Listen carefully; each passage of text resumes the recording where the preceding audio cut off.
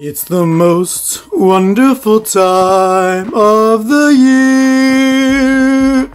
Welcome to another edition of 3 and 3 Out. This is the Detroit Rock City recap. Let's do this. Go Hawks. Oh, hi. Hey, what up, flock? See this right here? See that? Not the gaps. I got some gaps, you know. I got gaps, you got gaps, we fill gaps, right? But see that grin? Not even a grin. See that smile? I'd call it ear to ear. Perhaps the Cheshire cat from Through the Looking Glass, right? And the whole thing. See that? This is what happens when we impose our will. When we dominate a team on both sides of the ball. I won't say the third side. We're actually going to get into that third side. We're going to gleam the cube, if you will, on the third side of the ball, aka special teams. We'll talk about that later. Right now, see that? This is where we're at. That performance was what we expect week in, week out. That performance is what we crave, what we've come to expect. And it was just awesome, right? We know we beat them 26-6. It's the next day. It's the morning after. I live in Connecticut. I'm recording this and you guys are probably still sleeping over in Seattle. I don't blame you. I'd be sleeping too. You know, time travel, right? My book, I had my trusty book, my trusty pen, my trusty socks. I had my trusty Yingling. It all felt great. Gotta be honest. We're gonna get into this 3 and 3 out. There is a lot more in on the inside of the ledger. I'm probably grasping at some straws on the outside, but I do have a few. So let's get into this. Let's get into our first in. Let's dive right in. Let's just say, listen, this was the performance we were looking for. It's a shame, que lastima, the whole thing that we don't have another home game coming right up. We're going to have to go into Hotlanta and bring it to them. But let's focus on the awesome. Let's focus on the good. Let's focus on the great, because there certainly was a lot of it there. So let's get to our first in right now. And oh, by the way, if you do not know this already, 3 and 3 Out is written and recorded and performed only for the Seahawkers podcast. All right, we are going to get right into this first in because it was super key. It was super huge. Now listen, offense played wonderfully, right? We're all going to be talking about that P. Rich catch for a long, long time. And if you go a little bit back in time and look at Mama Cleo from last week on 3 and 3 Out, predicted a playoff hero, and it just so happened to be P. Rich. However, we're not going to talk about P. Rich on the inside of the ledger because lots of folks are going to talk about that, and we already know about that, right? We want to get, as we say, into those nooks, into those crannies. Beneath the crannies, perhaps there's an abyss. There might be a monster down there. We don't even know. But we're going to go down there. We're going to explore together as we do as the flock. So the first in, we got to go defense, right? I mean, man, they got three's wrong. 3 points twice, 2 twosomes, 4 onesomes. They only scored 6 points the entire game. We're talking 2 measly field goals. And one of the reasons why the in we want to focus on is a big, huge 4th and 1 play. It was the very beginning of the second quarter. If you remember, Detroit's driving the ball a bit at the end of the first quarter. The quarter eclipses, and it's 4th and 1. Somewhere around 40-yard, like our 40-yard line or 45-yard line, something like that.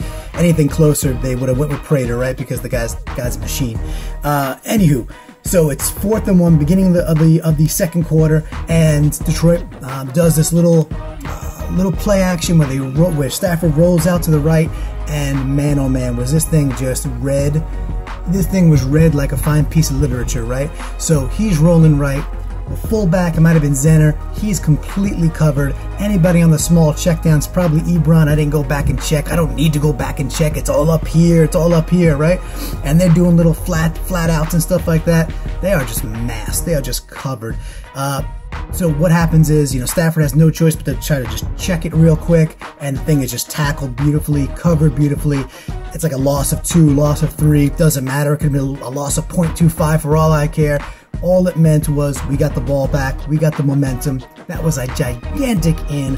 Our defense did it all night long, and I, for one, am not going to sit here and not give the first in to the defense. Now, listen, all the ins and all the outs are all kind of weighted equal, sure, but the first in, it's got to go to the defense, and that 4th and 1 stop, 4th down and 1, that is the first in. That was huge, set the tone, and we did not look back. It was awesome. If you are brand new to 3 and 3 Out, listen, we take the good, we take the bad, we mix it up, and then we have the facts of Seahawks life, right? We don't shy away from the bad here. We're not some Pollyannas that can't talk about what went wrong. That would just be wrong. We don't want to be, we want to be right, right? So we're going to talk about, in a game like this, what happens is it's sometimes hard to come up with things that were not so good, right? To have that outside the ledger be things that are legitimate. So again, because we like to dive deep and look at things that are either a singular play or the potential impact of a player or two, we're going to be a little bit slated to things like special teams this week. So the first out, listen. I want nothing but extreme success for Devin Hester in Seattle. I want nothing but for Devin Hester to play at least 3 more games as a Seahawk. And man, if he could capture an MVP along the way, that'd be cool. That'd be cool, because you know what that would mean. Not saying it, Flock, but you know what that would mean. However, the first game of Devin Hester was, and we're going to give it the out because it's 2 things, right? We had Richard Sherman back there last week. We talked about we don't need another Brian Walters. We didn't bring Devin Hester in here to fair catch balls. So the first thing is there was at least 1 opportunity, potentially 2, at least 1, where Hester had at least 5 yards in front of him. And I understand it's his first game. I understand he's probably going to be a little conservative. He's been there like 3 days. I give all that a pass. However, this man's a Hall of Famer, right? They don't let that many special teamers into the Hall of Fame. Just kind of how it goes. Tough cookies, right? This guy is a Hall of Famer. He will be in the Hall of Fame because he was that special. Okay, so the call to Devin is, you got to go, right? We brought you in here to be special. Do not be afraid. Be aggressive. Be aggressive. B-E-A-G-G-R-E-S-S-I-V-E. Be aggressive, Mr. Hester. I do love that he's rocking number 17 because we love that. The other thing was there was another punt where it was kind of a crappy punt by the Detroit guy. Crappy punt, and all year long we've been spoiled by Lockett. Lockett is a really great punt returner. Maybe not on every occasion he's breaking big things, but so many times he would run up under bad punts, get under it, fair catch it, and not let it bounce. Hugely important. There was one where bad punt and Hester kind of hung back. A, almost hit a Seahawk. B, went back 15 yards. C, there was a flag on it anyway. We ended up back at like our 18. And D, that all sucked, right? Hester needs to be running up there, being aggressive. In that case, definitely fair catching it and saving those 15 yards because they will matter. We dismantled a mediocre team in the Lions. We have to go into Hotlanta, and guess what? We need Hester to show his old team what he can really do. Right now, you're on the outside of the ledger. Here's a little Mama Cleo prediction. Next week, you're going to be on the inside of the ledger. Let's do this. Come on, Hester. All right, let's roll on to in number 2. Just let your soul glow. Yeah, I can hit it. I can get up that high. I know. I'm not shocked. You may be shocked, but yeah, I can get up there.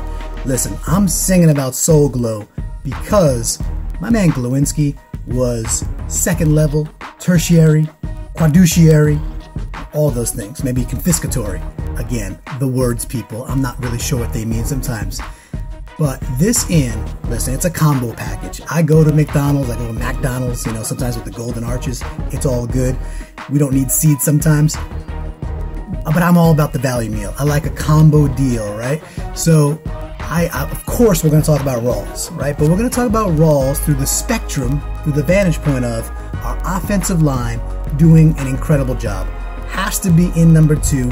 Of course, we're all going to talk about this, but we got to talk about Britt and Glowinski and Britt. The king and the duck, right? Man, oh man, like how many times do we see them getting to second level guys, sealing off blocks, just opening that left-hand side? I don't know. Listen, here's what I gotta say. If we need to bring Steve Hutchinson to raise the 12th man flag to every single one of our games, I don't care where it's played, doesn't matter. I don't care if it's in Planet Houston, doesn't matter. Bring the Hutch there, raise some sort of flag. If just having Hutch in the stadium, raising the flag of some sort, in some capacity, makes the left side of our line and our center play that well, I'll leave that hanging, ...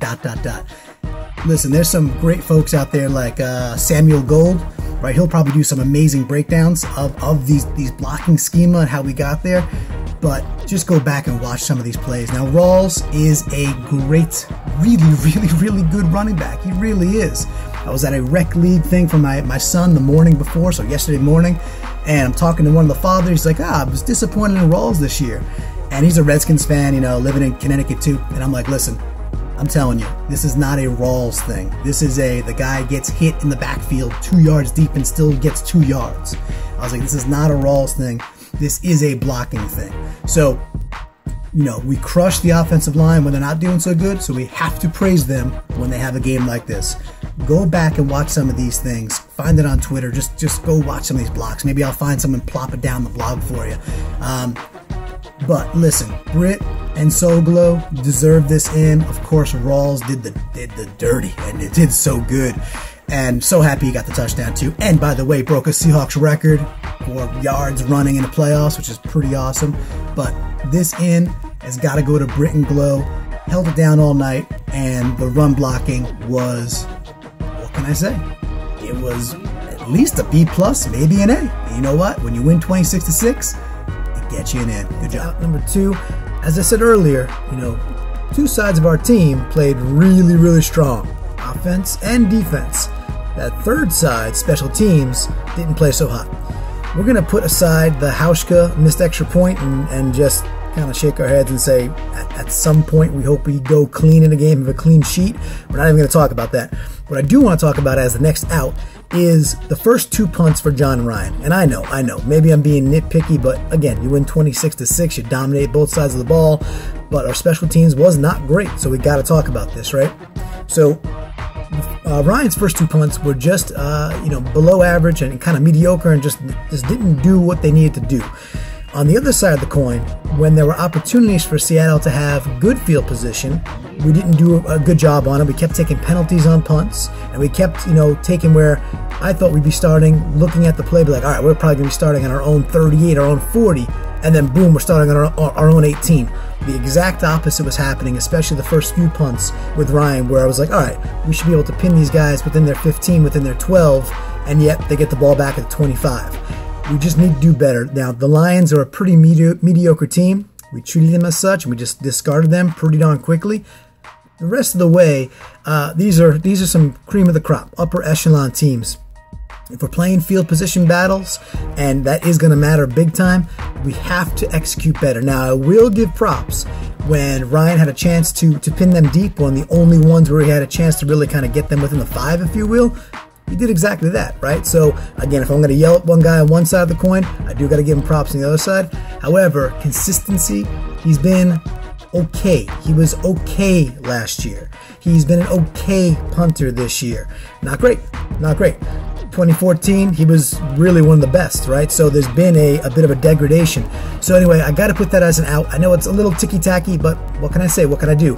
For the third out, we're going to go to the flock and grab one from there because, frankly, I'm out of things that I was even remotely shaking my head about. But we'll go to the flock and get the third out. Before that, let's get back to another in. All right, for the last in of a game where there probably could be like 15 ins and, potentially 2.5 or 1.5 outs. The last in, listen, it'd be really easy to go talk about Averill building homes for Haiti, and boy, would I love to, or Frank Clark blowing it up with a stunt to free up Averill and Bennett. That's all great, and man, I love me some Frank the Tank. There's no doubt about that. And of course, I could talk about Wagner all day. Wagner had a monster game. Again, people are going to talk about that a lot. Dion had Wagner on after the game. You ball, you get the call and all that on NFL Network. So, if Dion's covering it, then, I got to say it's probably covered. And something else that's going to be covered too, but I need to talk about it because it was just this great 1-2 combo were these two things, right? It was the reverse Butt-Fumble and then the highway robbery via Dougie to take a touchdown away from Curse. So both of them are about Elite Doug Baldwin. That's EDB, no longer Angry Doug. We talked about that earlier in the year. This is not Angry Doug Baldwin. He's not angry. He's paid. He's Elite Doug Baldwin. So the reverse Butt-Fumble, go anywhere. I'll find something. I'll put it down here. You've seen it 1,000 times. Go see it 1,000 more times. It's fantastic, right? You can't get enough of the reverse butt fumble. It is the exact opposite of the dirty Sanchez, right? When Sanchez fumbled that against the Patriots, one of the greatest highlights of all time. People laugh at it year in, year out. The reverse butt fumble is the exact opposite. It's just fantastic. I mean, one of the best acrobatic and, gluten-free or gluten-heavy, whichever way you like your glutes, to catch that ball, to maintain it. That was remarkable, right? And he's rolling over, and the guy's still kind of punching down towards his hiney, and he still holds on to it, pressing it hard against his own. You know what? That's just a great get. And then that little touchdown floater down the seam. I got to talk about this for a second, too. Listen, we didn't settle for 3. We talked about this earlier in the year, that 3 isn't 7. 3 is not 7. Guess what? The 2 times in a row when we had to put the game away, it was touchdown, touchdown. When we're sitting there maybe 15 yards out, 20 yards out, we're kind of on the outskirts of the red zone or just crossed the red zone threshold, down the seam, and in that play, both Curse and Dougie were open, and Curse was sitting there like, oh, I'm gonna be back, and then it was just kind of fantastic for Dougie to give the old yoink. He went, you know what, I got 10 catches, or at that point, whatever he had, because I don't quite have the touchdown yet. Let me make that 11 and 100 and some odd, I think 104, and let me put the touchdown on there. And listen, Jermaine Kearse has a special place in our hearts. He always will. He's made big plays. He's called Mr. Clutch for a reason. This season, the player, the man is Dougie. We want to see Doug Baldwin get those touches and those touchdowns. And for him to combo pack, we talked about the meal deal earlier, for him to combo pack the reverse butt fumble, then with the yoink of a century, and to haul it away from his own teammate, but, not knowingly, he was just going to get the ball. But then to make a nice catch for the touchdown, for the 6, for the what already, and really to seal the deal, it was just awesome. We got to talk about it. You gotta love some Doug. You gotta love some Doug Baldwin. The man gets better each and every year. And guess what? We're gonna go all the way to Planet Houston. We need Doug Baldwin to be that big every single week. So Dougie, you get the 3rd in. You deserve it. Just keep on doing what you're doing. You are awesome. All right, that is the 3rd in on this week's playoff edition of 3 In, 3 Out. Up next, we're going to take one more out that was given to us by the Flock. What will it be? I don't even know yet. Let's check it out. All right, so this is the last out in a game where there just weren't all that many outs. So what we're going to do is I'm out. I'm meaning like not just out for this segment, not just out. I'm not just quitting. I don't quit. No quitting this guy. Not quitting. I don't mean I'm out like that. I don't mean like, I had a good time, but I'm out. None of that. What I mean is I'm out of bullets. I'm out of arrows. I'm out of arrows in the quiver. I got nothing. So what I'm going to do is I'm going to go to the Flock. I'm going to do a little crowdsourcing during the games. Folks who are hashtagging, hashtag 3i30. You see it in the lower third right there. They send that out on Twitter. They send that out on the Flock. If you're not in the Flock, what the heck are you doing? Get in the Flock already. What are you doing? It's right there. It's so simple. Getintheflock.com. Just do it. So simple for the Seahawkers podcast, and it's a wonderful time. So they're doing it on Facebook, they're putting it on Twitter, so I'm going to go grab a few there. Now, I may not even agree with this, but again, me being out of bullets this week, I gotta go to the well or find a new well, and in this case, I'm going to go to the Flock. So there were 2 people. It was Ross Will and DCH. If you're in the Flock, you know who Ross Will is. If you're in the Flock, you know who DCH is. If you don't know who those people are, then do better. That's on you. That's not on us. So what they both pointed out was that the first half, and even parts of the 3rd quarter, that our pass rush wasn't quite there. Now, I'll put that there. I'll put it out there, and maybe we can discuss it as a group. That I didn't even see it that way. But let's, 50 million Elvis fans can't be wrong, and 2 folks from the Flock potentially might not be wrong. So I actually did not feel that our pass rush was in any way not at least a B or a B plus in this game. So I was pretty confident about it. But again, when members of the Flock are telling me so, and I'm out of bullets, hey, I'll give them the benefit of the doubt and say these are good people. So for DCH and Ross Will, this is actually your out. All right. So now we are heading into round 2. Gotta go get on a plane, and as Adam would like to say, the miracle of flight, right? We gotta go cross country. We gotta go take on the Dirty Birds in Atlanta. we're going to keep this recap super brief. You know why? Because there's many more to come. Many more times you're gonna talk about this all week long, get fired up all week long. Number one, I love it's on a Saturday. Give me those Saturday games, because guess what? Then I get to do this on a Sunday, and this makes Sunday better. And because Saturday was better, Sunday's better, and guess what? Monday's going to be amazing now too. So give me. I love this. I love the Saturday games. And yet I don't really like college football. So that's, maybe a conundrum. I'm not sure. But anyway, getting back to that Hotlanta game. So this is eerily simple and eerily similar. So it's simple and similar. There's no magic bullet here. We just got to do the same thing. We got to do the same thing and be a little bit better. So when DCH and Ross will talk about getting home, you know what? In the situations where we almost had Stafford, well, let's get to Ryan that much more. But the big thing is we got to run the ball. Look at the balance. Look what we had, right? There's no secret. I'm not some pundit coming down the hill that you don't know this. You're a fan. You're in the flock. You understand this. If we could run the ball, if we could have 3/4 of the effectiveness that we had with Rawls and the run game and Soul Glo and Buttermilk and do all the things we just did, and even Luke Wilson with some amazing blocks where he got up and then got to the second level, did a really nice job. We need to run the ball and, then we just play our game, right? Let Russ go be Russ. Let our defense go do what our defense does. Listen, Atlanta's going to score some points. We know this. They might score upwards of 28 points. They might score 31 points. They might score 23 points. Okay, they're going to score some points. That's what they do. You're telling me we can't put up big numbers against these guys? You're telling me we can't, for some reason, score 31 ourselves? Or we can't score 29, 28? It's like 26 because who knows what Hausch is going to do, right? I think we can. I'm not afraid of this defense. We need our defense to play our game, play really well. We do need to get home. We got to put pressure on them. But offensively, we have to run the ball. We talked about this at the end of the year. We said, if we can't run the ball, then just let Russell Wilson do Russell Wilson things. Well, let's pump the brakes on that because now we are running the ball. We got to do it again. We have to run the ball. Got to set that tone. We have to impose our will early and often. It's the most wonderful time of the year.